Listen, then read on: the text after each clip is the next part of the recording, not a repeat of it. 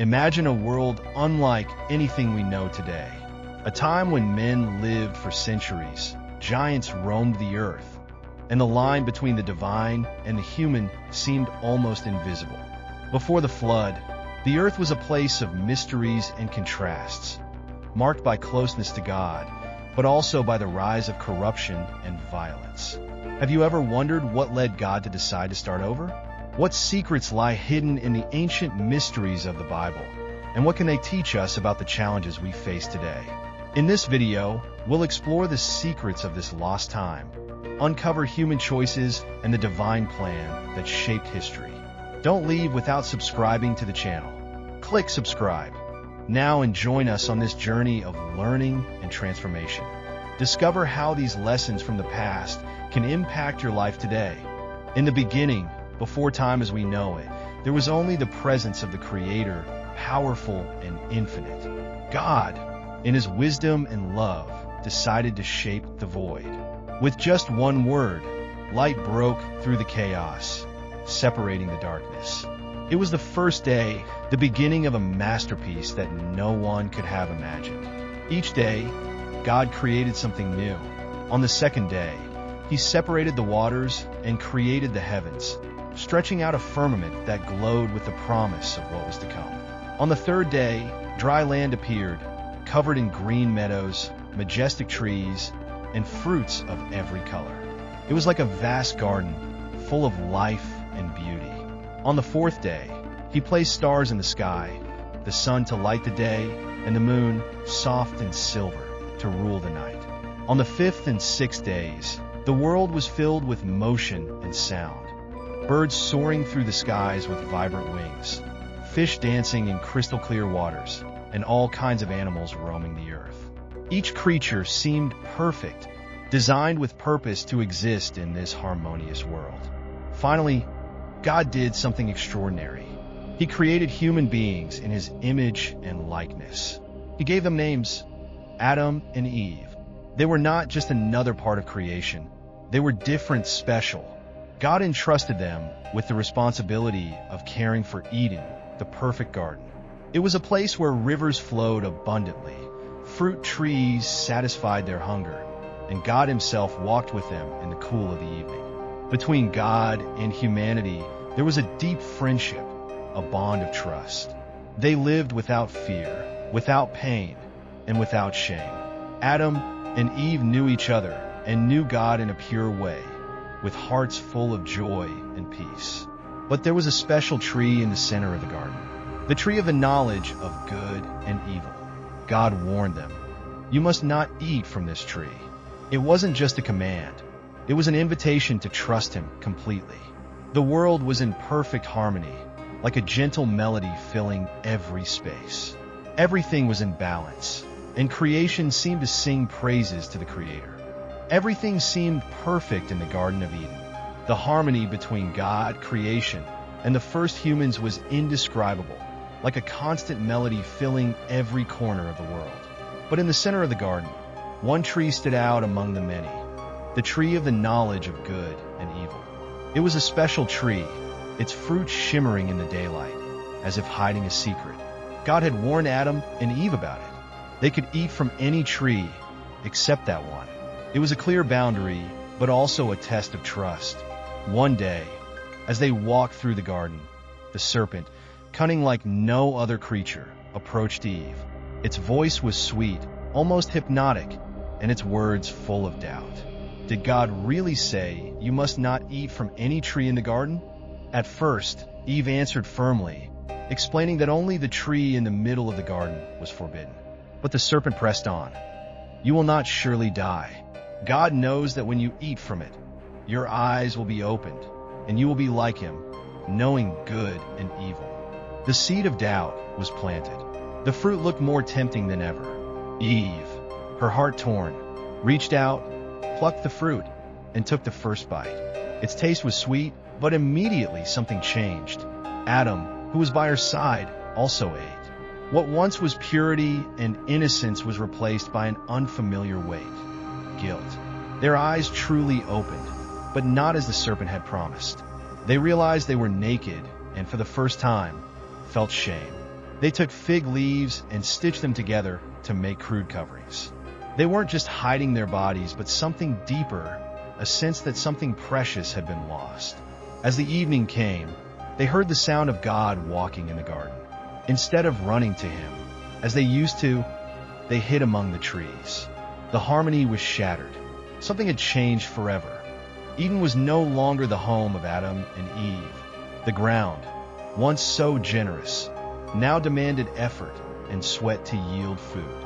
Amid the pain of exile and the longing for the lost paradise, humanity began to grow. The first sign of hope came with the birth of Cain, the firstborn, followed by Abel.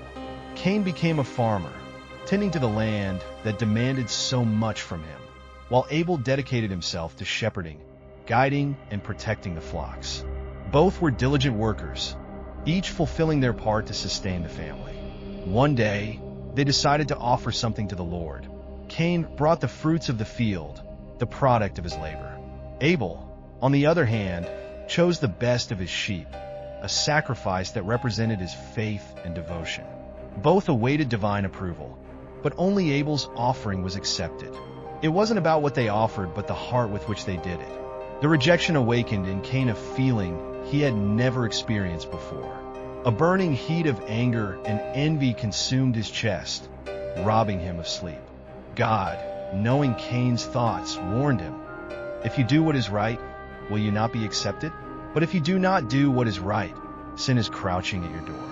It desires to have you, but you must rule over it." Despite God's words, Cain harbored resentment in silence. One day, he called Abel to the field. His tone was calm, but his eyes revealed something else. Far from the watchful eyes of their parents, resentment exploded.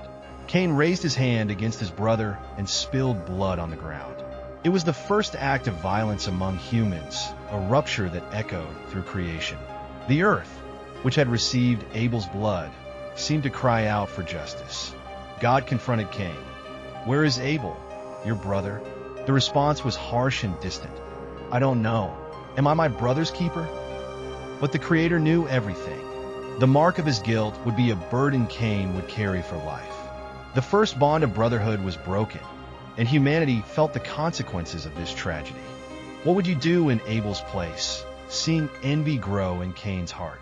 Share your thoughts in the comments on how this story impacts our understanding of rivalry and forgiveness. After the tragedy between Cain and Abel, humanity seemed to be shrouded in darkness. The pain was constant, and the weight of sin seemed rooted in the earth, tainting hearts. Yet amidst this bleak scenario, Seth was born, the child who brought hope to Adam and Eve. He was given by God as a new promise, a symbol that the human lineage was not lost. Seth not only grew, but built his life on a different foundation. He sought the Creator with a sincere heart. It was in Seth's generation that something extraordinary began. His son Enosh was born, and with him came a remarkable shift. People began to call on the name of the Lord. It was as if a thread of light pierced through the darkness, as if humanity, even amid the ruins of the fall, found a path back to God's presence. It wasn't easy, for the world around them still bore the mark of Cain's violence and disobedience. However, Seth's descendants were like a river flowing against the current, keeping the flame of faith alive. The stories of this lineage spoke of men and women who kept their eyes fixed on the Creator, even when everything around them seemed to crumble. There were sincere sacrifices, prayers offered with tears, and an unceasing pursuit of reconnection with God. They understood that while Eden was lost, the promise of redemption remained alive. In this lineage emerged a name that shone like a star in the night: Enoch. He not only called on the Lord, but walked with him. His life was a demonstration of how the human heart could, even in a broken world, be a dwelling place for the Creator. The story of Seth and his descendants was a reminder that even in the densest darkness, the light of hope never faded. The early men lived for centuries. It was as if the vigor of the original creation still lingered in them, allowing their lives to extend far beyond what is considered possible today. Methuselah, one of Seth's descendants, lived an astounding 969 years, becoming the symbol of longevity in that era. This ability to live so long brought incredible opportunities, but also challenges that shaped the destiny of humanity. Longevity allowed knowledge to accumulate and be passed down through entire generations. Agriculture was improved, tools were created, and communities began to grow in complexity. Men discovered ways to work the land, domesticate animals, and explore the resources around them. Each generation learned from the previous one, bringing progress and advancement. They built cities, formed large families, and the earth began to fill. However, the same time that offered opportunities for good also amplified the impact of evil. The corruption that began with sin in Eden grew like a shadow accompanying human development. Hearts hardened and pride consumed many. Some began to use their strength and power to dominate others, and violence became a common language. Selfishness and greed multiplied as communities expanded, creating divisions and conflicts. The earth, which had once generously responded to human labor, began to reflect the darkness in hearts. Creation groaned under the weight of wrong choices, and relationships between men grew more distant and broken. Sin spread faster than any wisdom or goodness that could be taught. Among those who lived so long, there were those who sought God, but the number of those who ignored him grew ever larger. Those centuries of life, which could have been used to create a world of peace and harmony, often became a stage for greed, violence, and disobedience. Yet even amidst the growing darkness, there were those who stood firm, holding on to faith and hope in a God who would not abandon his creation. Amid a generation marked by corruption and distance from God, a man emerged who shone like a light in the darkness, Enoch. He was a descendant of Seth, part of a lineage that sought the Lord, but his life stood out in a unique way. While many around him lived countless years without considering the Creator, Enoch did something different. He walked with God. Enoch's walk wasn't merely physical. It was a deep, intimate relationship, like a friendship between a man and his Creator. He didn't settle for empty prayers or mechanical rituals. Every step of his life seemed guided by unwavering faith, a heart fully surrendered to God's will. Enoch was a man who listened and obeyed, who trusted without hesitation, even as the world around him drifted further away from God. His devotion was such that his life became an example for all. He lived righteously, refusing to be influenced by the corrupt practices that dominated his time. His words carried wisdom, his actions displayed justice. Those around him saw something different in him, something that transcended the ordinary. Enoch's story reached its climax in a truly unique way. After 365 years of living so closely aligned with God, he simply vanished. There was no death, no mourning. God took him. Earth lost a man, but heaven gained a friend. It was an act that revealed how faith and communion with God can elevate someone above the limitations of this world. Enoch's example echoed through later generations, a reminder that even in dark times, it is possible to walk so closely with God that death itself loses its hold. The earth was filled with life, but it also began to overflow with wickedness. Time passed, generations grew, and what was once a good and perfect creation drifted further from God's purpose. Humanity, endowed with the freedom to choose, decided to turn away from the Creator. Those who were meant to fill the world with justice and goodness filled it with violence and corruption. People multiplied on the earth, and with them grew pride, greed, and indifference to God's will. The cities that emerged were marked by disputes and exploitation. The powerful ruled over the weak, and selfishness governed hearts. Sin, which had begun in Eden as an act of disobedience, was now like a fire consuming everything in its path, spreading destruction. Violence became the common language. Brothers rose against brothers, and families were torn apart by envy and disputes. The earth, which once reflected the harmony of its Creator, now cried out under the weight of injustice. It was as if the very ground bore the burden of the blood that was shed. But humanity's distance from God was not limited to outward actions. People's thoughts were also corrupted. Human imagination, which was created to conceive good, was now used to devise evil. Every idea, every plan seemed to stray further from what was right. God's words echoed amidst the darkness. The thoughts of men are continually evil. Despite it all, divine mercy remained. Even as wickedness spread like a shadow over the world, there were those who tried to resist. But they were few, like small lights in a vast abyss of darkness. Creation, made to reflect the glory of God, was broken, crying out for redemption. It's incredible how humanity turned away from God and sank into corruption. If you think stories like this still teach us something today, give this video a like and show that these reflections still matter. As humanity multiplied and generations grew, something mysterious began to unfold. The sons of God saw that the daughters of men were beautiful. An irresistible attraction led them to unite with them, forming marriages that strayed from God's original plan. These unions, shrouded in mystery, brought consequences that further altered the course of the world. From these alliances came the Nephilim, giant beings who inhabited the earth. They were known as warriors of immense strength and legendary renown. Their actions, however, were not marked by kindness or justice. They were beings who symbolized the growing corruption, spreading even more chaos and violence. Their presence inspired fear, not reverence. Wherever the Nephilim walked, destruction seemed to follow. The earth, already scarred by humanity's departure from God and the increasing wickedness, became even more dangerous. Men, impressed by the strength and grandeur of these beings, strayed further from the Creator. Instead of seeking God, many began to idolize the Nephilim themselves, exalting their feats as if they were worthy of worship.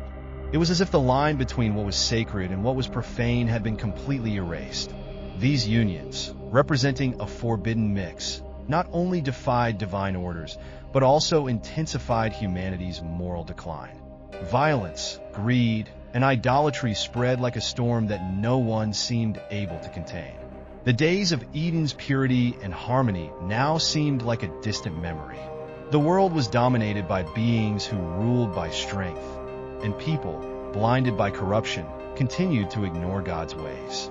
The Creator watched everything with sorrow, but His mercy was not yet exhausted.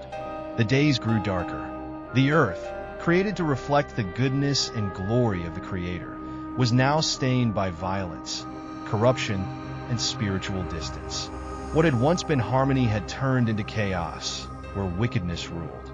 Every act of injustice, every impure thought, every drop of blood spilled seemed to cry out to heaven, echoing as a profound lament that could not be ignored. The heart of God, which had rejoiced in the perfection of creation, was now filled with pain. It was not a pain of weakness, but of deep love.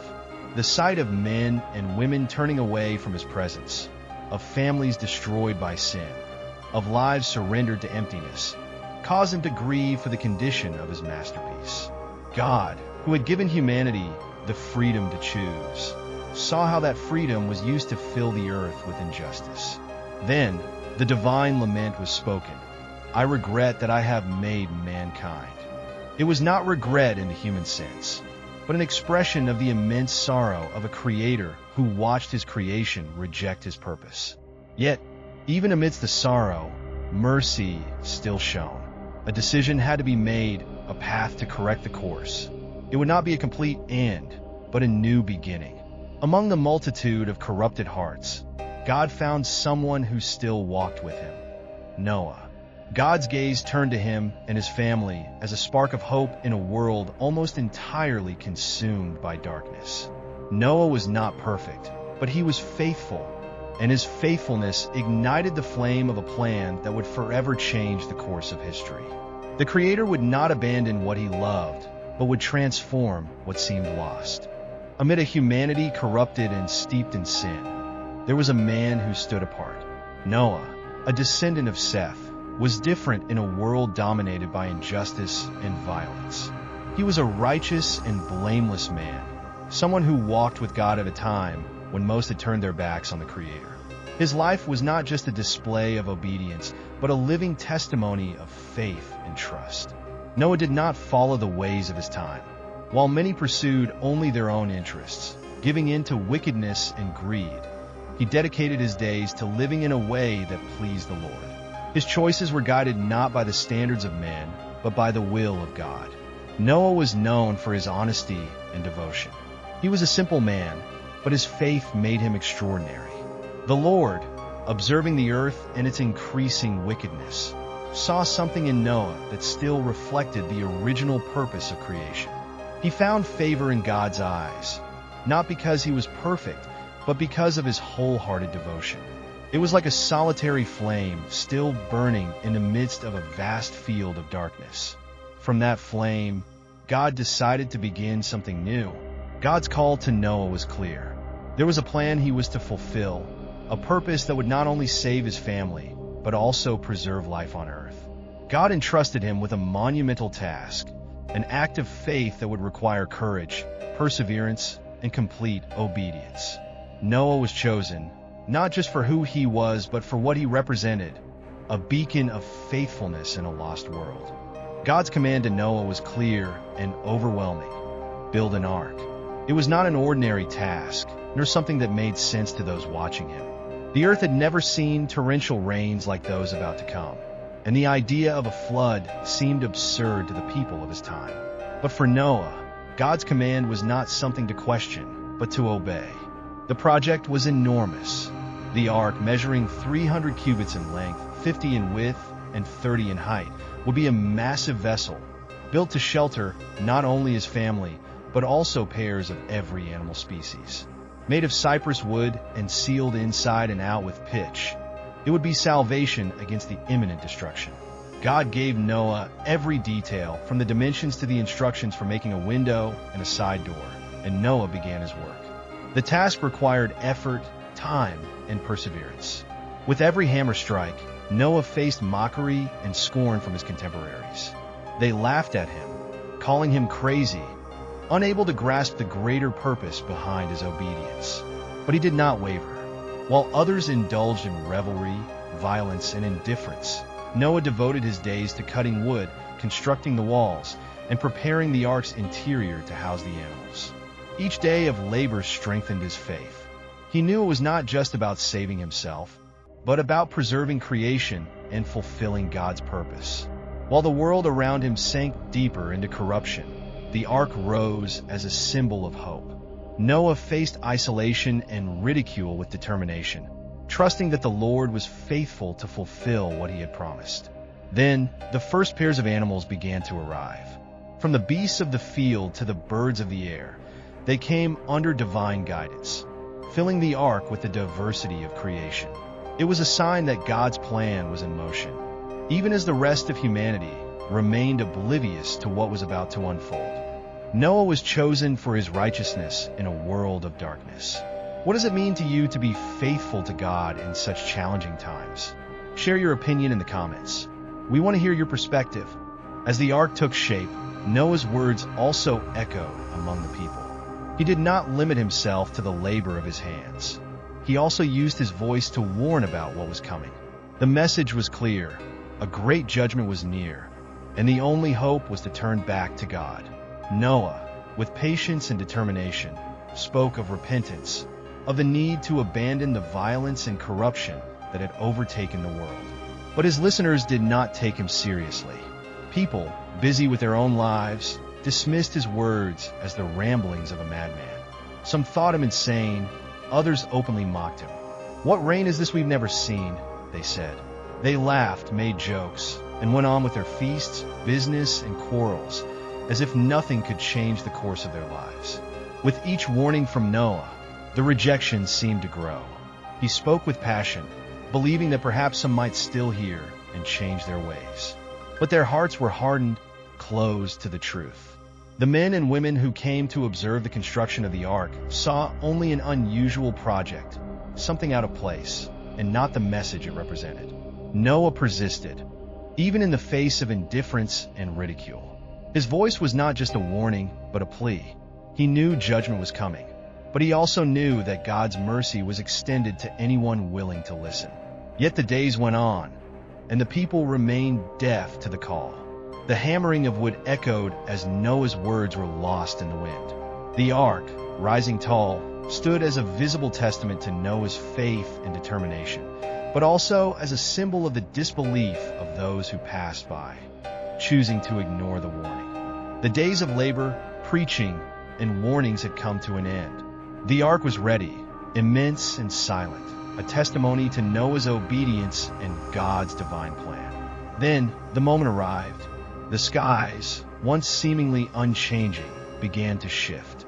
Dense clouds covered the horizon, and an unsettling silence filled the air. The first drops of rain fell, gentle at first, but soon turned into relentless torrents. The door of the ark was shut, sealed by God's own hand.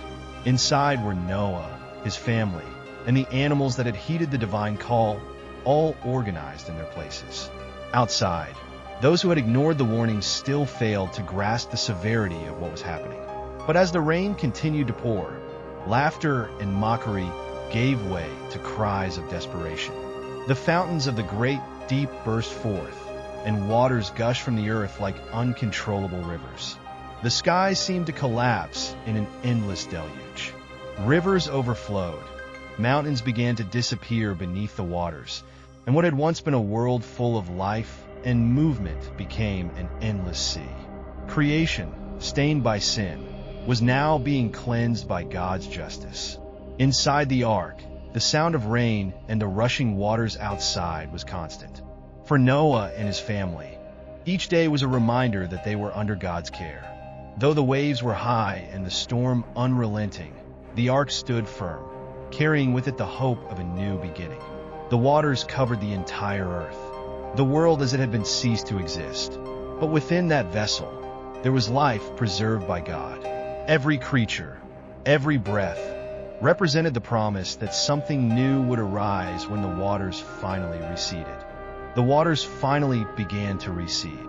The silence, once broken only by the sound of waves, gave way to a sense of renewal. The ark, now resting atop a mountain, stood as a testimony of survival and God's faithfulness. Noah, his family, and the animals waited patiently as the earth, once submerged, began to re-emerge. It was the beginning of a new chapter for creation. When the ark's doors were opened, the fresh, damp air carried the sense of a transformed world. Noah and his family's first steps on dry ground were filled with a deep sense of gratitude. He built an altar, and the aroma of the sacrifice rose to the heavens as an offering of worship to the Creator. God, moved by his love and mercy, made a promise that would forever mark history. The Creator declared that he would never again destroy the earth with a flood, even if humanity strayed once more. To seal this covenant, God placed a sign in the heavens, the rainbow. Its bright colors reflected the divine promise, a visible reminder that God's justice would always be accompanied by his grace. The rainbow, stretching between heaven and earth, was more than a natural phenomenon. It was a symbol of hope and renewal. Every time rain would fall in the future and clouds filled the skies, the rainbow would serve as a reminder of the covenant between God and all creation. He promised that the earth would once again be a place where life could flourish, and this promise was written in the skies for all to see. Noah, looking at the rainbow, understood that his role was not only as a survivor, but as a steward of a new beginning. The flood was one of the most dramatic moments in biblical history, but also a symbol of renewal. If this story moved you and made you reflect, give it a like so more people can discover this powerful story. The world emerged from the waters like a blank canvas, ready to be filled with a new story. Noah's family, now the sole inhabitants of the earth, carried with them the mission to start anew. The silence of the damp plains was broken only by the sound of animals leaving the ark, each species once again finding its place in creation. It was the beginning of a new chapter for humanity and the planet. Noah and his family settled on the land, learning to plant once more and care for the herds that had been saved. Each day was a reminder of the judgment they had witnessed, but also an opportunity to live in a way that honored the Creator. Noah's sons, Shem, Ham, and Japheth, began to form their own families, and so the cycle of life resumed. The teachings about the covenant God had made with them were passed down from generation to generation. The rainbow in the sky was more than a natural phenomenon. It was a sign that the Creator was still with them, reaffirming His promise. With every rain, eyes turned to the heavens, where the bright colors reminded them that the world was protected by an eternal covenant. But the new beginning also brought challenges. The land, once devastated, needed to be cultivated with effort. Human relationships, though renewed, still bore the tension of the sin inherited since the earliest days in Eden. Among Noah's descendants would arise nations, cultures, and languages, and God's divine plan would continue to unfold through them. The world was full of possibilities. Noah's family, survivors of an era of corruption, became the root of all that was to come. God's purpose remained steadfast, and the seeds of a new humanity began to flourish. We've reached the end of this video, but the journey continues. Don't forget to share your thoughts in the comments. Give this video a like to spread this message, and subscribe to the channel to explore more transformative stories. See you in the next video.